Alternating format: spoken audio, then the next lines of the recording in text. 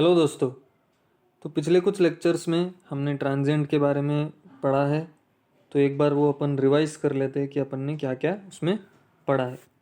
तो हमने देखा है तीन चार चीज़ें देखी है। सबसे पहले मॉडलिंग देखी है कि टी इक्वल टू ज़ीरो पे इंडक्टर और ये कैसे आएंगे, तो उसकी मॉडलिंग कैसे करेंगे। टी इक्वल टू इन्फिनिटी पे कैसे करेंगे, और टी इक्वल टू अलग अलग टाइम पे, जैसे ज़ीरो प्लस ज़ीरो माइनस।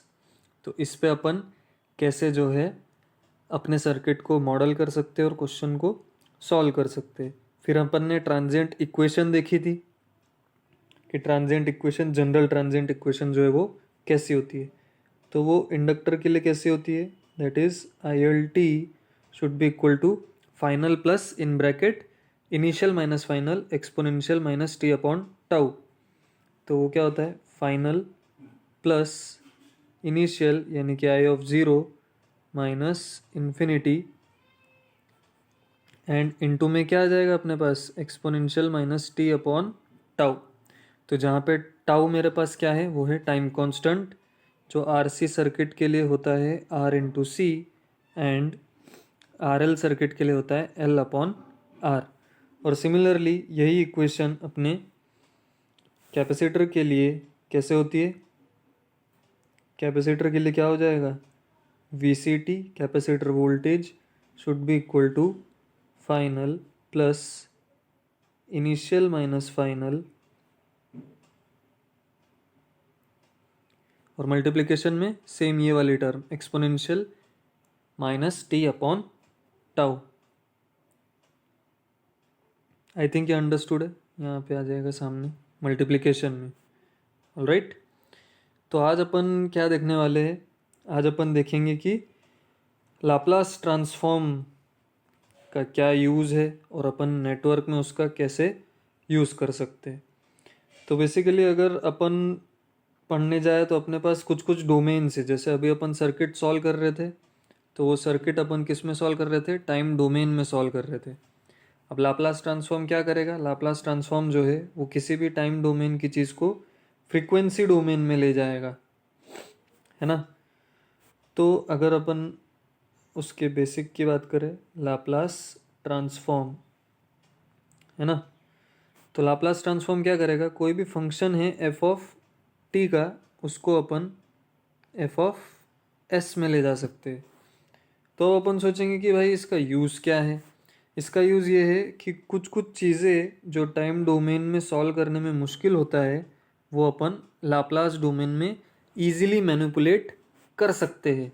इसलिए अपन जो है, जो भी अपने एलिमेंट्स होंगे सर्किट में, voltage source, current source, register, inductor, capacitor, तो इसको अपन क्या करेंगे, टाइम डोमेन में जो भी उनकी वैल्यू होगी उसको फ्रीक्वेंसी डोमेन में ले जाएंगे।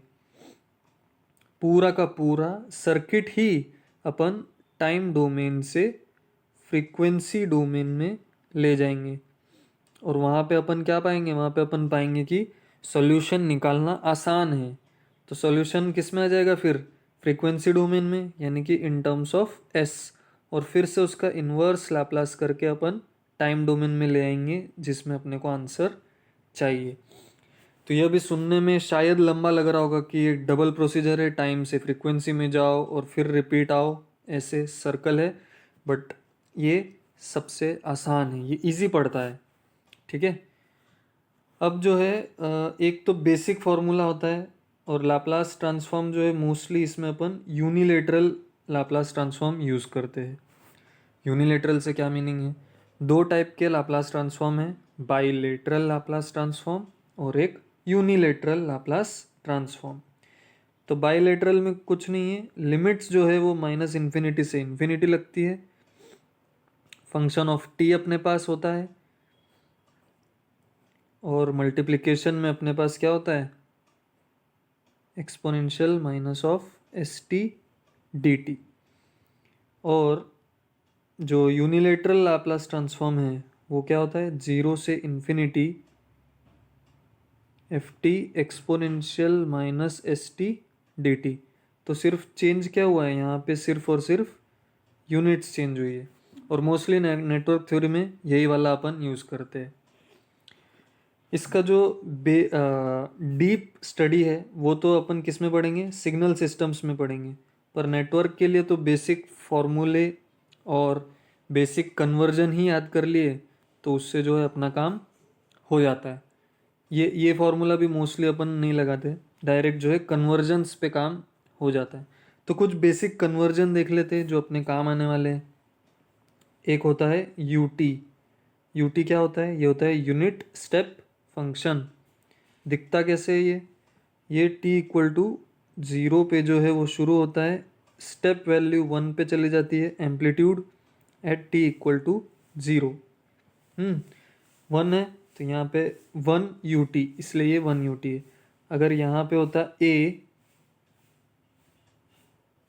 ए यू टी यानी कि कोई जनरल बैकग्राउंड होता तो फिर कैसे यहाँ पे चलता, टी इक्वल टू ज़ीरो पे सिंपली ये ए पे चला जाता इक्वल टू ज़ीरो। ठीक है, तो टी इक्वल टू ज़ीरो पे केस हो गया। ये कैसे दिखते हैं ये भी ज़रूरी है, क्योंकि कभी कभी कैसा होगा कि कोई वोल्टेज फंक्शन आपको दे रखा है और voltage function in terms of graph दे रखा है, रैदर देन ये इक्वेशन लिखने के बजाय उसने ग्राफ में दे दिया, तो पहले उसको मैथमेटिकल में कन्वर्ट करना पड़ेगा और फिर आगे की प्रोसीजर्स जो है वो करनी पड़ेगी। दूसरा वर्जन इसका क्या हो सकता है कि यही इम्पल्स जो यहाँ पे ज़ीरो पे अबव शिफ्ट हो रहा है, तो यही इम्पल्स जो है वो टी इक्वल टू समथिंग पे शिफ्ट हो जाए। समथिंग मतलब सपोज ए पे शिफ्ट हो गया यही चीज़, और यही चीज़ इसका एम्पलीट्यूड जो है वो सेम है, बस दिखाने के लिए यहाँ पे अलग मैंने कर दिया है, ये बी पे शिफ्ट कर दिया। तो अब भाई इसको कैसे लिखेंगे, तो इसको अपन क्या बोलते हैं, शिफ्टेड स्टेप सिग्नल, है ना। तो शिफ्टेड स्टेप सिग्नल अपन इसको बोल रहे हैं, तो इसको अपन लिखेंगे कैसे, एम्पलीट्यूड मैंने यहाँ पे कितना लिया है 2 इंटू यू, कहाँ पे शिफ्ट हो रहा है ये ए पे, यानी कि u ऑफ टी माइनस ए, है ना। अब दूसरा यहाँ पे कौन सा है, दूसरा है यहाँ पे a, तो a है तो a इंटू यू कहाँ पे शिफ्ट हो रहा है, u of t minus B. ठीक है, तो इसको अपन क्या बोलते हैं, राइट शिफ्ट। माइनस दिखा मतलब राइट शिफ्ट। ओके, तो चलो एक बार जो है वो चारों केस देख लेते हैं, 1 2 3 एंड 4। तो ये यहाँ पे ये राइट शिफ्ट अपन ने देखा अभी। दूसरा क्या होता है, लेफ्ट शिफ्ट, ये ए पे हो रहा है और एम्पलीट्यूड सबके वन है, ये सारे जो है वो यूनिट स्टेप फंक्शन है, तो वो कैसे हो जाएगा, u ऑफ टी माइनस ए, क्योंकि ए पे हो रहा है। ये सपोज मैंने बी पे किया तो u of T minus B, सब सब अपने पास यूनिट स्टेप ही है। ये a है तो ये क्या हो जाएगा, u ऑफ टी प्लस ए, क्योंकि ये क्या है, लेफ्ट शिफ्ट है। लेफ्ट शिफ्ट कैसे, प्लस है तो लेफ्ट शिफ्ट है, इसमें वैल्यूज डाल के देख सकते हैं। और ये क्या है, टी माइनस है, प्लस नहीं है माइनस है, यानी कि टी इक्वल टू माइनस में अगर डालता हूँ तो ये क्या हो जाएगा, u ऑफ ज़ीरो हो जाएगा, जो कि u ऑफ टी में टी इक्वल टू ज़ीरो डालने पे होता था, इसलिए वो पॉइंट जो यहाँ पे बीच में पॉइंट था वो इधर शिफ्ट हो चुका है। और ये अगर माइनस भी है, चलो एम्पलीट्यूड चेंज कर देते हैं, तो एम्पलीट्यूड चेंज कर दिया तो u of T plus B जो है वो हो जाएगा। ठीक है, तो ये ऐसे फंक्शंस कभी ग्राफ में दे सकता है या कभी सीधे सीधे v of T equal to something, i of T equal to something ऐसे लिख के वो दे सकता है। ठीक है, तो अब इसके जनरल फॉर्मुलेशंस। अच्छा, एक और टाइप रहता है कि u ऑफ माइनस टी जो है वो कैसा होगा, तो u ऑफ टी कैसा होता है, u ऑफ टी ऐसा होता है, तो u ऑफ माइनस टी यानी कि माइनस एक्स का कन्वर्जन है। अगर कोई मेरे पास ग्राफ है y equal to X, X equal to Y, Y equal to X, आसान पड़ेगा है ना, y इक्वल टू एक्स मेरे पास ग्राफ है, तो y इक्वल टू एक्स कैसा होता है, ऐसा होता है। अब मुझे क्या बनाना है, y equal to minus X, तो क्या रिप्लेस किया मैंने, x को माइनस एक्स से रिप्लेस किया, तो दूसरी एक्सिस जो है यानी कि जो वाई एक्सिस है उसके अबाउट क्या ले लो, मिरर इमेज ले लो। और अगर मिरर इमेज लेने गए तो y equal to minus X कैसा आ जाएगा, ऐसा आ जाएगा। तो सिमिलरली यहाँ पे क्या है, t, यहाँ पे t को माइनस टी से रिप्लेस किया है तो ये t है, ये ऊपर तो एम्पलीट्यूड है। तो क्या कर देंगे, y एक्सिस के अबाउट जो है वो मिरर इमेज ले लेंगे, है ना। और अगर मिरर इमेज लिया तो वो कैसा आ जाएगा, ये ऐसा आ जाएगा, है कि नहीं। तो ये हो जाएगा u ऑफ माइनस टी। तो अगर कोई वोल्टेज फंक्शन मेरे पास लिखा है V T equal to U of minus T, तो इस ग्राफ से अपन इजीली क्या समझ सकते हैं कि t इक्वल टू ज़ीरो तक वो वोल्टेज सोर्स एक्टिवेट था, यानी कि उसकी कुछ वैल्यू थी, और t इक्वल टू ज़ीरो के आगे उसकी वैल्यू क्या हो गई, ज़ीरो हो गई, यानी कि वो शॉर्ट हो गया। Right, okay. तो अब बेसिक ट्रांसफॉर्म्स अपन देखते हैं कि एफ ऑफ टी जो है टाइम डोमेन में अपने पास कैसा है एंड एफ ऑफ एस में कैसा आता है, एकदम बेसिक फॉर्मुलेशंस जो होते हैं। तो यूनिट स्टेप फंक्शन का क्या होता है, 1/s। फिर एक डेल टी आता है, ये क्या होता है, यूनिट इम्पल्स फंक्शन, उसको अपन बोलते हैं 1। ऊपर वाला क्या है, स्टेप फंक्शन, ये कौन सा, इम्पल्स फंक्शन। फिर है टी यू टी का क्या आ जाता है, 1/s²।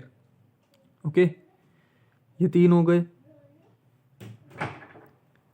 फिर उसके बाद टी यू टी,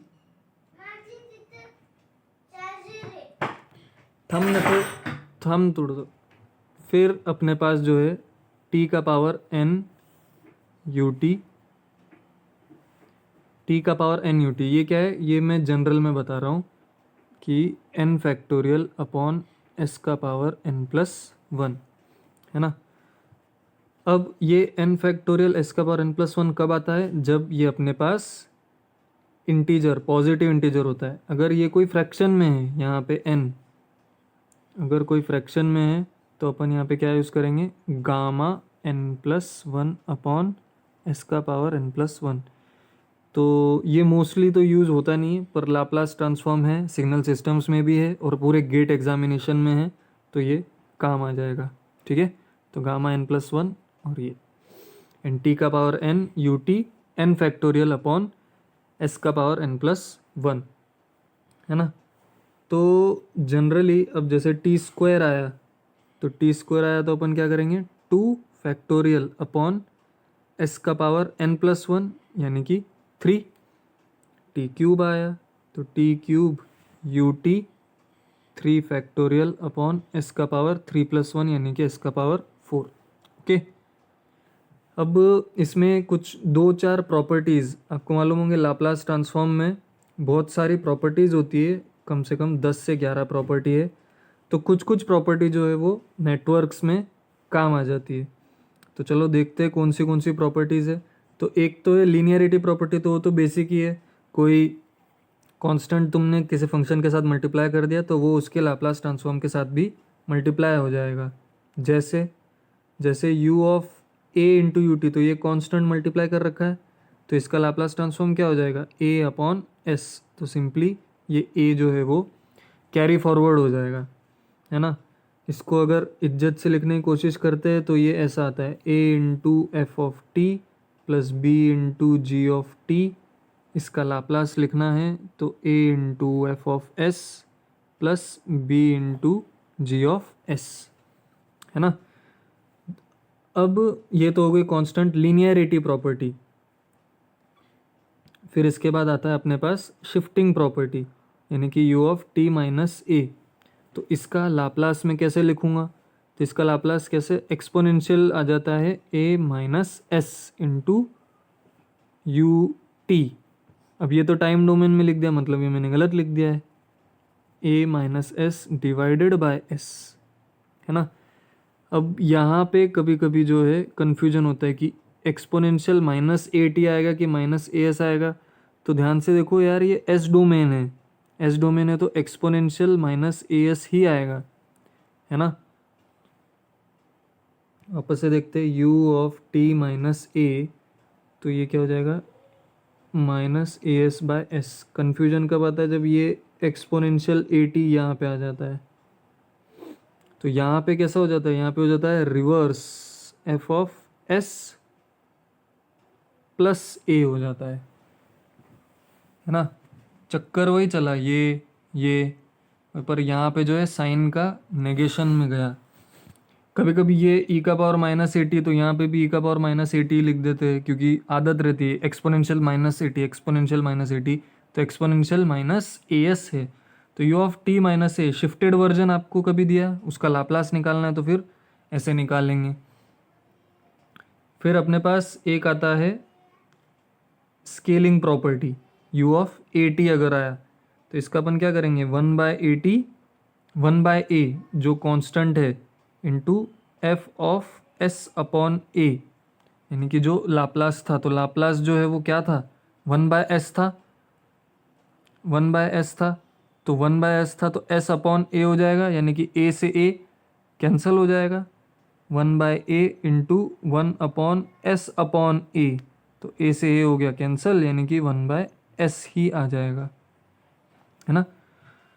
मोस्टली ये तो अभी तक ऐसा कुछ आया नहीं है, मोस्टली जो है ये एक्सपोनेंशियल एंड शिफ्टेड वर्जन जो है इम्पल्स फंक्शन का वो आया है। और दूसरे जो है अपने पास कौन से होते हैं, वो होते साइनोसॉइडल वाले, कि साइन ऑफ ओमेगा टी, और इसके साथ यू टी भी अच्छे से लगा रहता है, ओमेगा टी यू टी। क्यों, क्योंकि सर्किट जो है वो टी इक्वल टू ज़ीरो पे अपना चालू हुआ है, इसलिए sign omega T U T. और दूसरा जो है वो कैसे हो जाएगा, इसका भाई आ जाएगा, यानी कि cos of omega T U T. तो इसको कैसे लिखेंगे, ये omega upon S square plus omega square, और फिर यहाँ पे आ जाएगा S upon S square plus omega square. अब ये याद कैसे होंगे ऐसे, तो ये रिपीटेड प्रैक्टिस कर करके बार बार लिख लिख के, सुबह उठो साइन ओमेगा टी लाप्लास क्या है, omega upon S square plus omega square, cos omega T S upon S square plus omega square. तो ये बार बार करते करते जो है वो आ जाएगा, है ना, कोई टेंशन लेने की बात नहीं है। अब इसी में शिफ्टेड वर्जन भी आ जाता है एक, कि इसी में मैंने एक्सपोनेंशियल लगा दिया, exponential minus T sign omega T U T, है ना। तो साइन ओमेगा टी का क्या था, साइन ओमेगा टी का ये है omega upon S square plus omega square and this. तो एक्सपोनेंशियल में एस जो है वो किससे रिप्लेस हो रहा था, एस जो है वो किससे रिप्लेस हो रहा था, एस प्लस ए से। तो एस प्लस ए से रिप्लेस हुआ, यानी कि omega upon S plus A का square plus omega square, okay. और similarly exponential minus A T cos omega T U T अगर अपन ने किया तो वो क्या हो जाएगा, यहाँ पे मैंने एक्सपोनेंशियल लिखा, exponential cos omega T U T, तो क्या हो जाएगा यहाँ पे S plus A shift and S plus A का square plus omega square, alright. तो ये ऐसे अपने फॉर्मूलेज जो है वो रहते हैं, वो चलते हैं। तो ये ऐसे फॉर्मूलेज ये से लिखिए और इसको आप लिखते रहिए, प्रैक्टिस करते रहिए, है ना, ओके। तो अगले लेक्चर में अपन क्या करेंगे, ये जो लाप्लास ट्रांसफॉर्म मैंने अभी बताया कुछ कुछ फंक्शंस के, कौन से फंक्शंस के बताए पहले एक बार वो देख लेते हैं। Unit step function, shifted versions of unit step function, ये क्या लिखा है, टी माइनस ए, फिर टी प्लस ए, शिफ्टेड वर्जन्स, फिर यूनिट इम्पल्स फंक्शन यानी कि डेल टी, फिर साइनोसॉइडल, फिर यू ऑफ टी के साथ ही अपन ने एक्सपोनेंशियल लगा के देखा कि एक्सपोनेंशियल आ गए तो कैसे, डिक्रीजिंग समथिंग, फिर sinusoidals sine omega T U T, फिर cosinusoidal cos omega T U T, alright. तो अब इन सब के लाप्लास ट्रांसफॉर्म जो है वो अपने पास होने चाहिए, अपने मेमोरी में होने चाहिए, वो अपन एज अ टूल यूज़ करेंगे। अगले लेक्चर में अपन क्या करेंगे, जो एक क्वेश्चन मैंने लिया था प्रॉब्लम सॉल्विंग 4 में, वो क्वेश्चन अपन ने टाइम डोमेन में सॉल्व करके आंसर निकाला था, तो वो सेम क्वेश्चन मैं लाप्लास ट्रांसफॉर्म में सॉल्व करके दिखाऊंगा। ठीक है, इसका अपन ये एप्लीकेशन है। नेक्स्ट लेक्चर में अपन क्या करेंगे, नेक्स्ट लेक्चर में अपन देखेंगे कि मॉडलिंग जो है किसी भी सर्किट की कैसे होती है, कि रजिस्टर मेरे को दिया तो वो टाइम डोमेन में कैसा दिख रहा है और लाप्लास डोमेन में वो कैसा दिख रहा है, इंडक्टर है वो कैसा दिखेगा, कैपेसिटर है वो कैसा दिखेगा। अब उसमें भी इनिशियल कंडीशन अगर होगी मेरे इंडक्टर की, तब जो है लाप्लास ट्रांसफॉर्म में अपन मॉडल कैसे करेंगे, कैपेसिटर में इनिशियल वोल्टेज होगा तब उसको कैसे मॉडल करेंगे। तो बेसिकली पूरा सर्किट जो टाइम डोमेन में मेरे पास होगा उसको मैं लाप्लास में रिप्रेजेंट कैसे करूँगा वो मैं दिखाएंगे अपन, नेक्स्ट लेक्चर में वो देखेंगे। तब तक ये लाप्लास ट्रांसफॉर्म के बेसिक फॉर्मूले और बेसिक कन्वर्जन्स याद रखें, थोड़े प्रॉपर्टीज़ पे वर्क करें। Okay, thank you.